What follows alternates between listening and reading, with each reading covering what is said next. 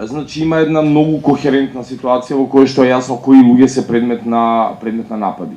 Ако тие луѓе ги обединува нешто, ги обединува моментот на критички однос кон власта од различни перспективи во различни позиции и нивната јавна изложеност во тој критички настап.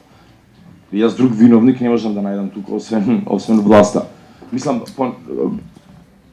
иронично е дека ние одиме во МВР, ВМРО да пријавуваме настан кој што не е јасно на сите кои може да го има исценирано тој настан. Мислам, за тоа доволно сведочат сите овие разговори кои што беа објавени, во кои што ние ја слушаме Гордана Јанкуловска како разговара со таборот таму на нејзини колеги, меѓу кои Талас, во кои што они си ги договараат сами нападите во различни избирачки единици и како ги менаџираат тие напади. Сега ние дочекуваме дека во една таква ситуација некој ќе идентификува нивни луѓе. Меѓутоа, мислам дека е важно за некаква архива и за некаква историја на насилството да сите овие инциденти бидат пријавувани, и тоа беше именно и главната мотивација поради која што ние го пријавивме.